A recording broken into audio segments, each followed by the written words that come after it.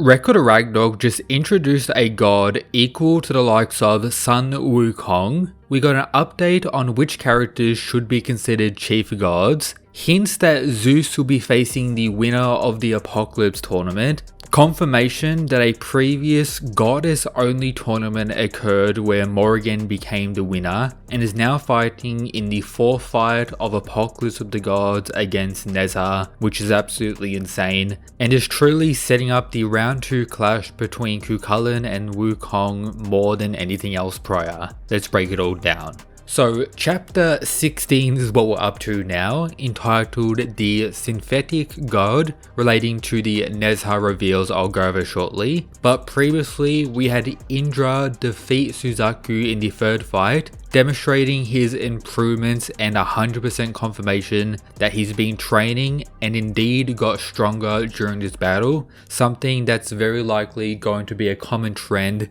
in all the future battles as well, where we have Hermes make a pretty interesting statement about Indra's current power level. The strength he displayed just now, even in comparison to the chief gods, he does not come up lacking, I dare say, with the image showing Shiva, Hades, 2 characters previously in the main series recognized as chief gods, but also featuring Thor in this panel, a character who hasn't been highlighted within this group at any point prior in the series. So perhaps the Norse Thunder Berserker got a huge upscale when it comes to his recognition,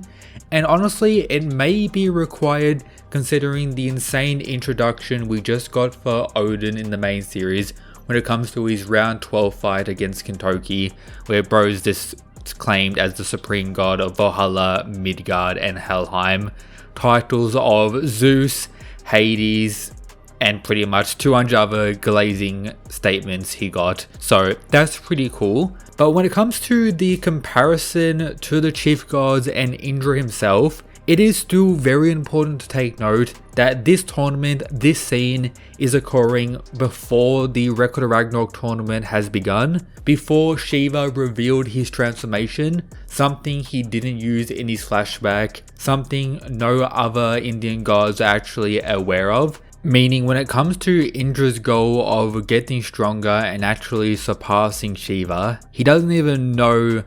about the true extent of the Destroyer's power. Likewise with Hermes at this point when making this claim, that fight hasn't occurred, he hasn't seen Shiva's transformation. Likewise for the true extent of Thor's power, so this statement isn't absolute by any means, but still good for the likes of Indra, highlighting that bro I think is definitively the second strongest Indian god at this point, and could very well be on the same tier as Shiva, but personally I don't think so considering his performance and transformation in the main series. But following this, we have a scene between Ares and Zeus which is very interesting. The God of War brings up the bonus prize, for example the winner of this tournament doesn't just get added to the main fighting list to fight in the main Record of Ragnarok series we know very well, but they also have the ability to add something to the Valhalla constitution,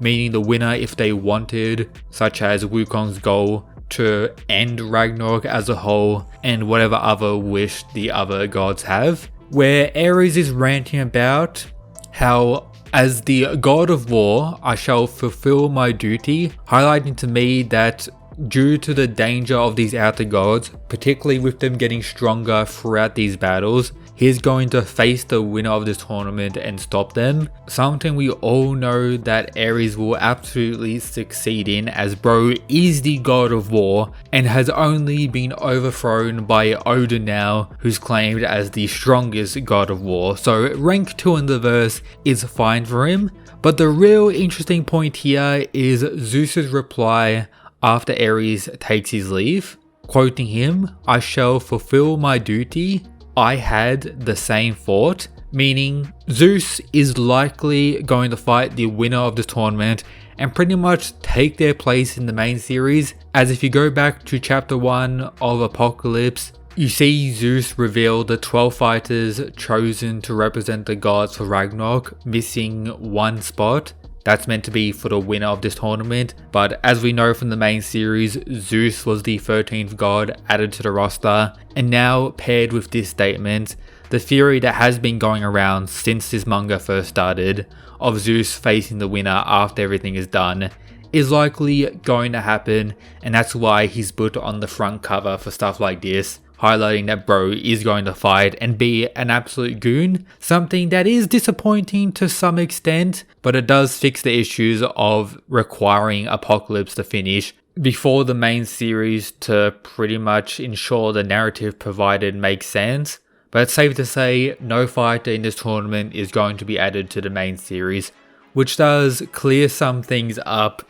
in regards to the insanity to expect in round 13 and whatever else happens, considering Odin is now fighting Kintoki with his wild transformation already being revealed. Now with that out of the way, sorry I ranted a little bit, just tried to make it as clear as possible. Let's go over the fourth fight, Morrigan vs Nezha, which already has next level build up for the next Chinese god, who has an interconnected past with Sun Wukong, the character so far in Apocalypse introduced as the strongest, the one most likely to win this tournament, and as we saw in his round 2 fight against Prometheus, bro destroyed the Greek god while only using 15% of his power. We get to see Wukong's boys hyping him up again as the strongest around. We have Cuchulainn interacting with them too, highlighting that bro seems to be fully recovered now after his Ra fight, and the Mad Lad being extremely excited for his round 2 clash against Sun Wukong,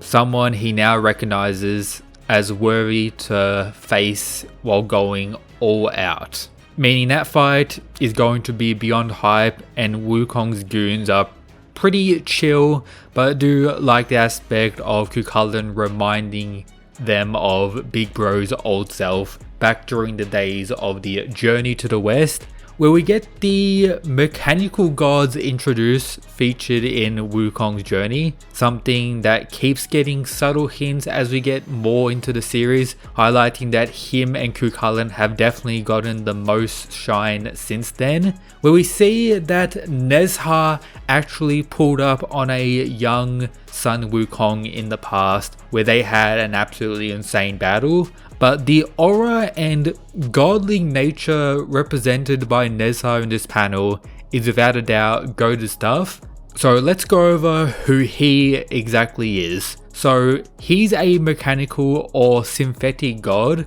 created as pretty much the anti-outer god, a creature that kills other gods. Once again, a god slayer you could say, but again, he's not really like these other synthetic or mechanical gods. He's unique as pretty much the absolute strongest, with the initial information about the Journey to the West highlighting that Sun Wukong, the great sage equal to heaven, defeated Nezha in the battle, but that was actually a lie. The truth is, these two had a wild clash for a total of 17 days straight, but their fight didn't reach a conclusion. Perhaps at a later point we will see the truth of what happened, but at the current minute it seems to be recognized as a draw according to King Enma, the character who's been explaining most of the lore in regards to Sun Wukong and is fighting on the other side of the bracket shortly in the series as well. But this reveal highlights that Nezha is pretty much equal to Sun Wukong, at least in the past, as both of them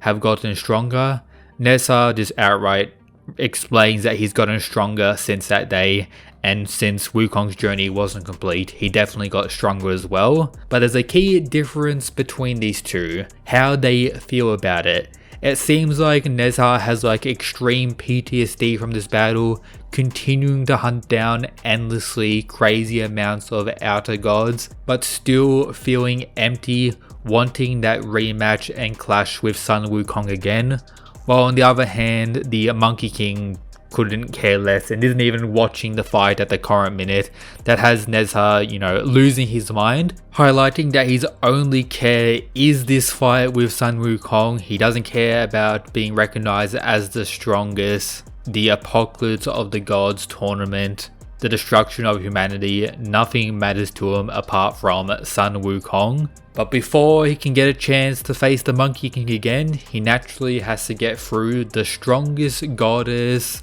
Morrigan, a character who was previously revealed as someone defeated by Cuchulainn in the past, one of 2 Celtic gods introduced in the series, and the second she arrived to the arena, we have Nezha's robotic features acting up. Alert to him, dangerous presence detected, classification level 5, outer god, unbelievable. Hype stuff, and does kinda remind me of some OG Dragon Ball Scouter reading or Android aspects, so that's pretty cool. With us getting next level reveals about Morrigan as well, this chapter is just stacked with information. Being recognized as the strongest goddess, and this is due to a previous battle, or you could say a tournament, that featured all the strong goddesses within Valhalla, where Morrigan was the winner of the tournament, defeating this Greece goddess on screen right now, who I guess was the favorite to win,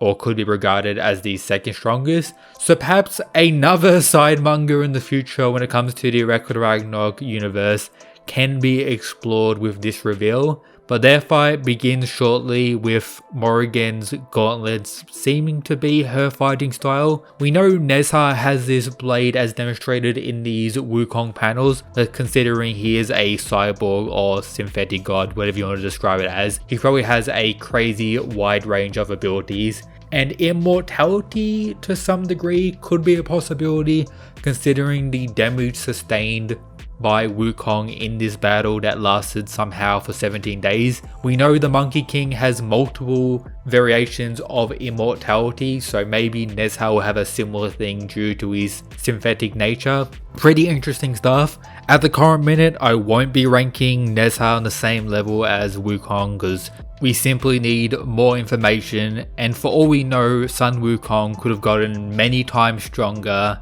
since their clash, surpassing Nezha to many degrees. But again, we don't know the truth about any of these aspects until we actually see his battle with Morrigan. So hold off your definitive rankings for now, as you reasonably should, but the build up and hype for Nezha is definitely through the roof, alongside Morrigan looking like an absolute beast. I can't say I'm the biggest fan of her divine weapon, but I was expecting her to have a more hand-to-hand combat, brawling fighting style with absolute insanity and mad lad energy throughout. But this seems like a precursor battle to the round 2 fight between Cuchulainn and Wukong, considering the beef Morrigan has with the fellow Celtic god and the beef Nezha has with the Monkey King as well. My current prediction, and has remained the same, is Morrigan winning this fight, but I do think similar to round 3, this one is going to be insanely close.